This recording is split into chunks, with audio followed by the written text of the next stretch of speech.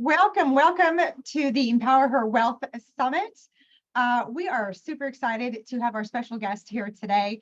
I hope you guys are getting so many great nuggets out of each speaker. You ain't seen nothing yet, because wait till you see who's speaking now. With that being said, I just want to say, get out a pen and paper, because you're going to want to take notes. And think about what is going to be said here, because this is a powerful story coming at you. And the more that I can empower women to take charge, like this lovely lady coming on, this gets to be my ripple in the world. So please, let's welcome Leah Hadley, or Hadley. I'm sorry, I just totally butchered your name. I know you very well, and I just totally butchered your name. No worries. Anyways, Leah, thank you so much for popping on here. I love you dearly. And Empower Her Wealth Summit is all about, helping women to take that next step to empower them into their dreams and everything. The wealth part of it is also like to keep people safe. Can you just go ahead and introduce yourself, your powerhouse self, and let us all hear about who you are and what you do? Absolutely. So I'm Leah Hadley. I'm the founder of Intentional Wealth Partners and Intentional Divorce Solutions. So I am a financial planner who really specializes in life transitions and helping people to navigate the financial decisions that come with those transitions. Nice, so powerful. And I have a lot of women that join my Retire Mastermind, and one of the number one things I hear them say is, my husband took care of all the finances. Right. Do you hear that a lot? Absolutely. It's one of the things that, when somebody is facing a divorce, a lot of times they're learning about their finances for the first time while they're trying to make these huge decisions, Joanna. And that's why, people like me are so important, because in reality, trying to learn and make those decisions at the same time, it's just too much when you're going through a divorce. It is such a big deal. I just got chills all over me, because I just can't imagine the drama, the feeling of having to figure it out for the first time and going through all that drama of your loved one. But also, like, you didn't just were born one day and started doing this. Like, let's hear about Leah and like, what empowered you to take action into this world? So I took a very windy road that, took me to where I am today, but I wouldn't have changed anything. So my bachelor's degree is in sociology. My master's degree is in education. I taught for Baltimore City Public Schools. I taught third grade in the classroom, and I got really burnt out very quickly. And I was swimming in student loan debt, and I needed a job. So I took a temp job that happened to be at an investment bank in the equity research department. So I was just helping with some administrative things. And when I walked into that investment bank, Joanna, I always tell people I felt like everybody around me was speaking a foreign language. I had never taken an accounting class. I had never taken a finance class. I had no idea what people were talking about, literally didn't understand the vocabulary. And that informs a lot of the work that I do today, because I remember what that was like. And so I was very fortunate that I got hired on very quickly in the equity research department. For those who don't know what equity research is, it's research on individual stocks. And so I was always on the sell side, which means we were always making recommendations to some of those big mutual fund portfolio managers, hedge fund portfolio managers, pension portfolio managers, and whatnot. And so I got to learn how you pick stocks, how you really dig into the fundamentals and understand how to value a company, because I had some wonderful, wonderful mentors. I did a lot of education on my own, but I was just fascinated by the market that I knew nothing about and learning about it. And so I kind of grew up in equity research. I became a senior publishing analyst with another firm, and was just very fortunate in my career. But I wanted to have a family. And so I decided, there's a lot of travel required with equity research. And I decided that I wanted to find something where I could really use my skills that I had developed, but help individuals and families. And so I went to a large broker dealer, became a financial advisor with them. And I found that they have kind of one way of doing business. And it's not necessarily a bad way. It's just that it doesn't meet everybody's needs. And then I went to another broker dealer and found a similar situation where, there's so much red tape at these big firms that you're not always able to really meet clients where they're at. And so ultimately, I decided that if I really wanted to serve them well, do it in a way that was really in integrity, and be able to prioritize my family at the same time, that I needed to go out on my own. And so I started Intentional Divorce Solutions first in 2016, and found that people who were going through their divorce with us would often want to stay on for long-term financial planning and investment management. And so shortly thereafter, I started Intentional Wealth Partners. Nice. What a story. What a story. What's sticking with me, and I'm sure the audience is probably wondering too, what was it that was so fascinating about looking up stocks? Well, money moves. I mean, it's really, when you're looking in that world, we're talking about big money, right? And so when we're making recommendations to like mutual fund managers, they're taking large positions in these stocks, or they're backing off with significant dollars.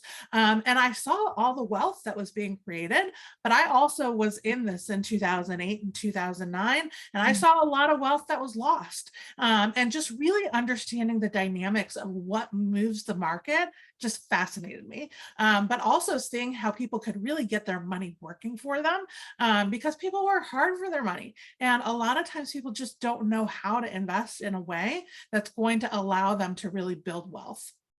Yeah, I hear you. And I'm so glad you're on here speaking about this, as I get a lot of women inside of my program that have no clue, first of all, about finances, and just generic finances, much less investing in anything, right? And they're just looking for someone who's real, that can guide them. And you're such a real human being, and I know you behind the scenes. You're such a beautiful heart. What is something simple that, because we spoke about something really big, big mutual funds and things like that happening. That's what got you fascinated, watching big things move. It empowered you through all the steps you took to then find, basically, as we would call the little guy, that's left there straggling, going, how do you do this? How do you do this? So I applaud you for opening up your company and being able to help that person. What would be a small step that someone could take in that direction? The first step is really getting clear on your current financial situation. That's regardless of what you're going to be doing next. You want to have a lot of clarity around where money is coming from, where it's going, what your assets are, what you own, and what your liabilities are, what you owe. So that way, you know what your starting point is. That's really, really important. So many people I talk to, Joanna, just say, I don't know where my money goes. I just don't know. I have trouble saving. There's no money left at the end of the month. I make good money, but I don't know where it all goes. I mean, I hear it constantly. And so it really does start with just like taking a moment in time, taking a step back and figuring out, all right, what is my current financial situation?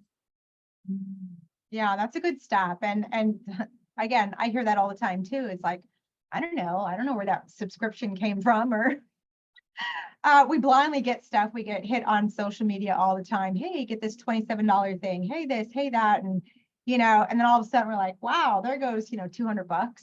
Right. And because we're just in that groove as a society.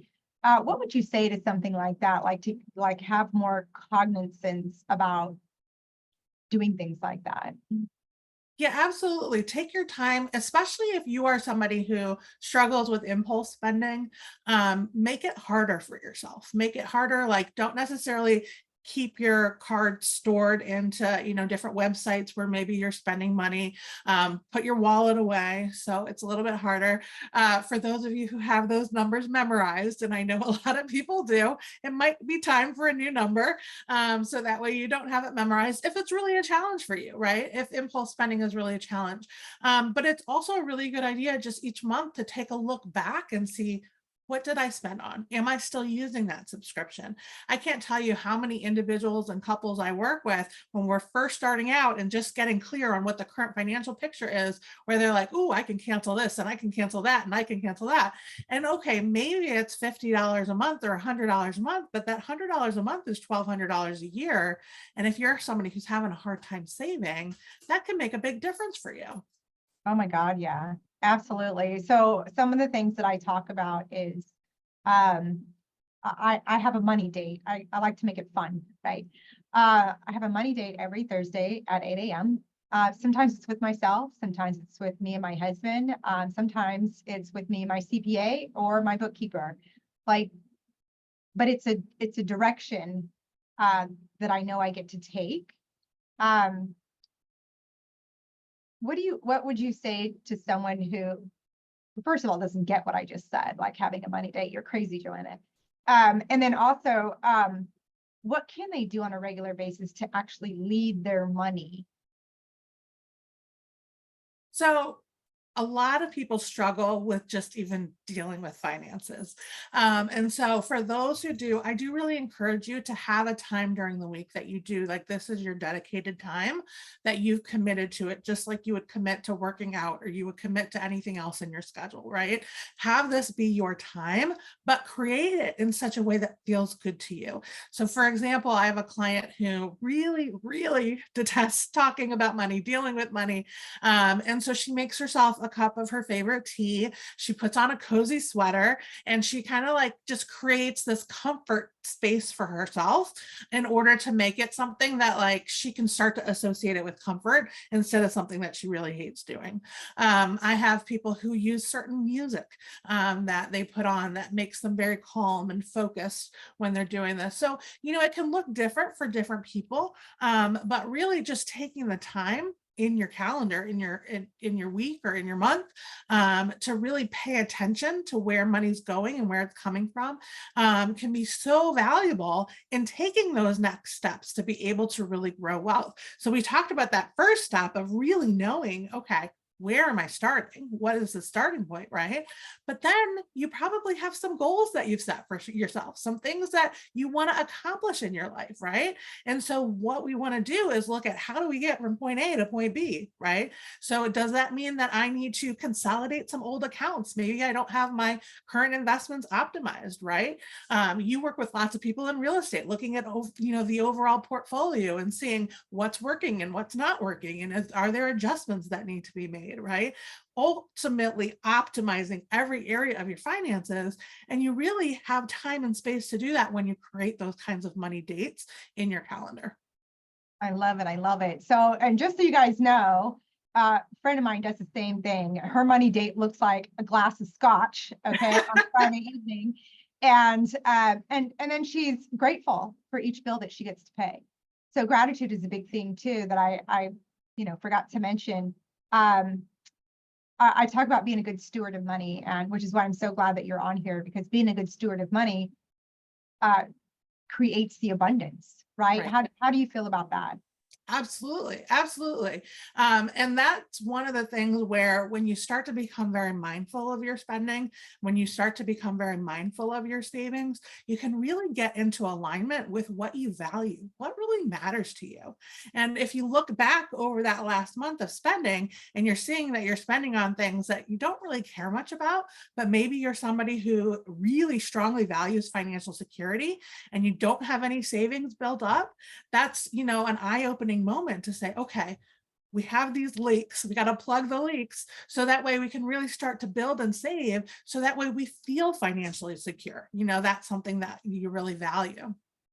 Yeah, these are some very tangible steps. I really like it. I'm sure you've got a couple more that you'll want to talk about. However, I gotta say, in my experience, I see a lot of people like we'll talk about money, and you can see them just kind of cringe a little bit, right? So there is this saying, money is the root of all evil. Money is, dirty. Money is like, I've heard some very negative things about money, and I've heard some really positive things about money too. And then some people discard it like it's just a tool. How do you feel? How do you direct people in their mindset around money so that they want to do these steps? Well, it really does start with understanding what's most important to people, what they prioritize, what their values are, because that is really motivating. And when we can really truly see how we do get our money in alignment with those things, like let's say I'm somebody who really wants to support small business, but I don't actually spend my dollars that way, right? When we start to really be mindful about how we're spending, then that is motivating in and of itself because you're doing something that matters to you, that's something you're excited about. When you're investing in such a way that is socially responsible because that's what matters to you, suddenly it gets more exciting to put that money away every month and be investing in that way, right? And so really it's about understanding where somebody's coming from, what's most important to them. But I do believe that money is a tool, and it is a tool that you can learn to use really, really well. Or it's a tool that you maybe haven't sharpened for a while. And, it's kind of sitting outside the toolbox and it hasn't been used for a while. It's time to dust it off, sharpen it up, and get it ready to be used, because that can really help you to get to where you want to be, to make the difference you want to make in the world. I mean, money can really do a lot of things. I'm so glad you said that. There's, Stephen Covey, he said, if I'm going to chop down a tree, I'm not going to spend all day chopping. I'm going to spend 4 hours sharpening my axe, and then I'm going to go chop it down. Right. So I kind of feel like that's what you're saying, like sharpen your axe so that when you do chop, it actually is effective. Right. And that means education. That means following the steps, getting your mind in with you, with your pocketbook, so that you are on the same page. Right. Right. So, so powerful. Is there any other steps that you think anyone should know, or are those like, just start with those basics first? Yeah, well, start with knowing where you're at. Start with knowing what your goals are, what you want to accomplish, and then really develop that plan of what do I need to do? And I'll give some examples. So you might say, I I really want to make sure that my family is financially secure. That's something that's really important to me. But maybe you don't have life insurance and you want to take a look at, okay, this is something that's really important to me, but if something happens to me, especially if I'm the primary breadwinner, will my family be okay? Maybe, maybe not, right? Looking at where are the gaps and starting to fill those gaps. And you don't have to overwhelm yourself, one step at a time, but really thinking, okay, what is most important to me? And is that reflected in my finances? And if it's not, what are the steps that I can take? So many people, and I cannot get off my soapbox enough. So many people haven't done anything with estate planning whatsoever, not even a basic will. And so that is something that if you really care about your family and want to make sure that things are taken care of, that's something that you got to take care of. You got to get that stuff in place. And it's not something that people love to talk about, I know. But in the financial planning space, we see things happen to people all the time.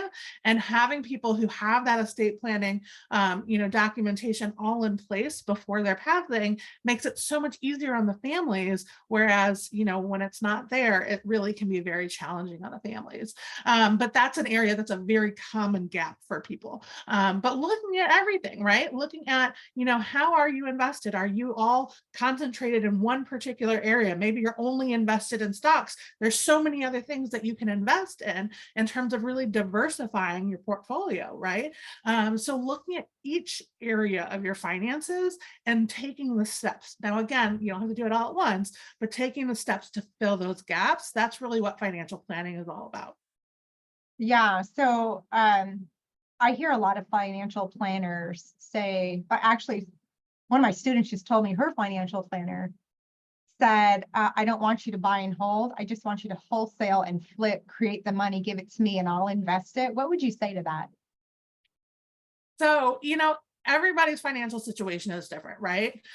Generally speaking, we look at planning, like creating a plan that is going to grow wealth over time. And when we look at an investment, most of the time we're looking at that as an investment.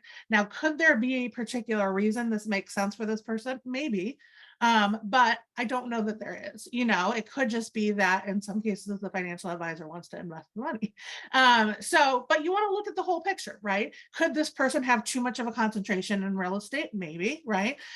Could they, have another reason where that it would make sense? Maybe, but you never know. But it really is about having that overall look at your whole financial picture. I'll give you an example. I was meeting with a mother and daughter yesterday, and unfortunately, the father has passed away, and so we're dealing with a whole bunch of estate-related things. And I am a financial planner, but I don't sell anything that is like a commission-based product. So they have several annuities that are held with another institution because that's not something that we hold because those are commission-based products. But at any rate, we're going through these annuities, and the advisor on the annuities had given them some recommendations that I'm going through, but they didn't know their whole story. So the recommendations that this person made from a tax standpoint made zero sense. It just was completely tax inefficient. And it was because they didn't know the whole picture. So they were making a recommendation in a vacuum instead of really understanding the whole situation and what makes the most sense for these people in terms of tax efficiency. It happens all the time. Yeah, I'm so glad you laid that out. So what I see a lot of, and I'm so glad you're on here because you are not doing things that are just commission based. Right. Right. And I hear this a lot from different financial planners. Oh, don't touch real estate because, you just want to be over here and let me manage your money and I can make you millions or whatever, whatever it is. And sadly enough, this is why I have Leah on here as a financial planner so that you guys can see that not all financial planners are equal. They're not all the same. Just like real estate investors and mentors, we're not all the same. What I love about Leah is that she's not going to guide you so that she can make a commission. That is huge. That is huge. So I would invite actually the student, if you're listening right now, the student from yesterday talking to her financial planner, the very first thing that came to my mind was the way it was worded was all her financial planner wanted was to be able to create more commissions. Mm-hmm. That's what it was worded to me. He just wants more money. Give me all your money. And it could have been something different. I don't know the whole story, but I see a lot of that out there. Yeah.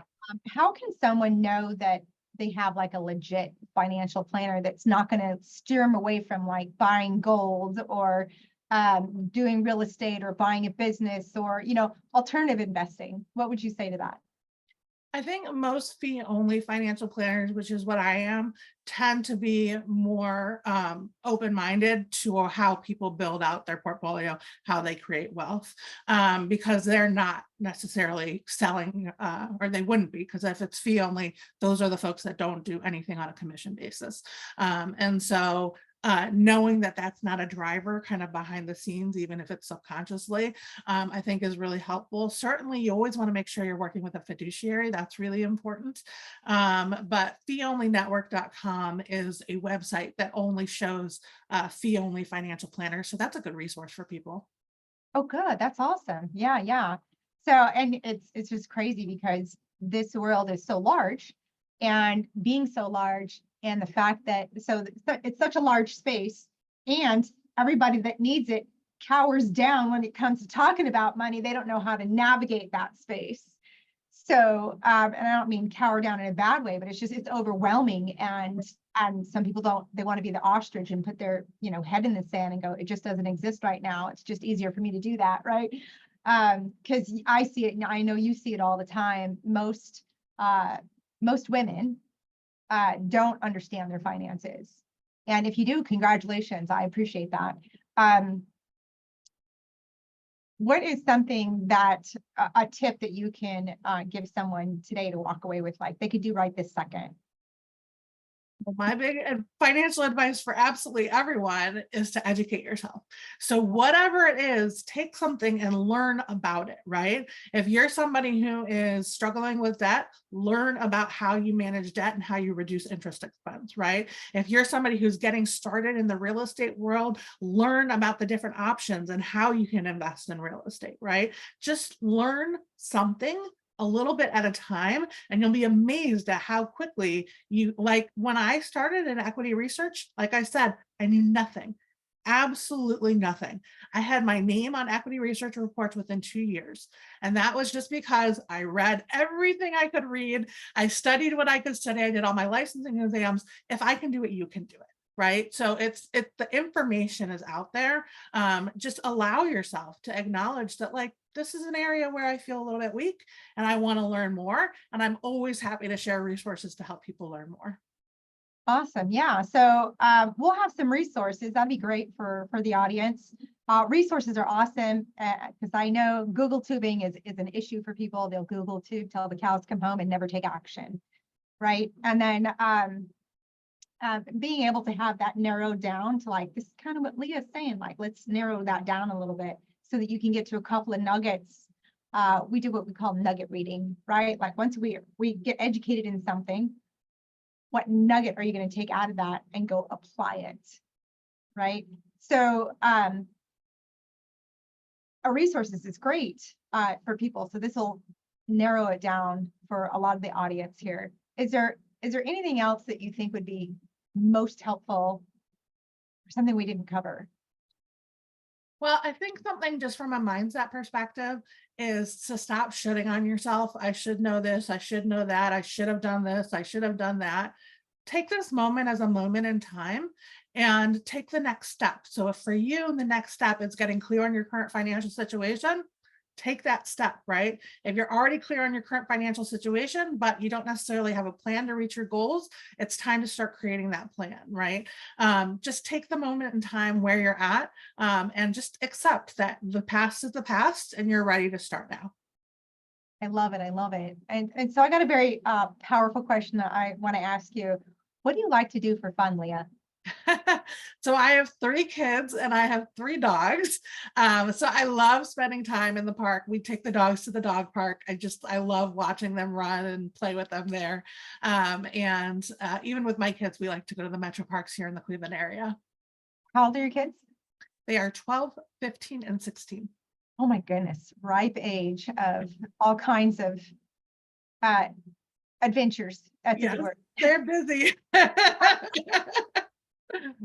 Awesome. Team dog lover. I love it. I love it. We do have some resources, so you said you're going to give us some resources. We'll have that in the show notes for sure. But do you have a free gift that you would like to tell the audience about? Absolutely. So we have a ebook called Intentional Investing. It's about aligning your portfolio with your goals. And it kind of walks through some more specifics of some of the things that I've talked about today, but really looking at it from your portfolio perspective. A lot of times people kind of think about their investments separately from kind of their overall goals. And we want to kind of pull those together and look at how does the portfolio help you to reach those goals in an intentional way. And so that's a free ebook that is all yours. You just need to download it. I love it. Love it. Super. All right. Any final thoughts for the audience?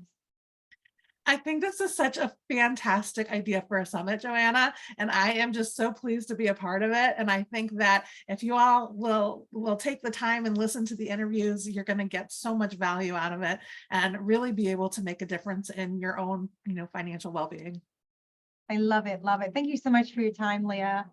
So great to connect with you again. And we'll see you all on the next interview in the Empower Her Wealth Summit. Have a beautiful rest of the day.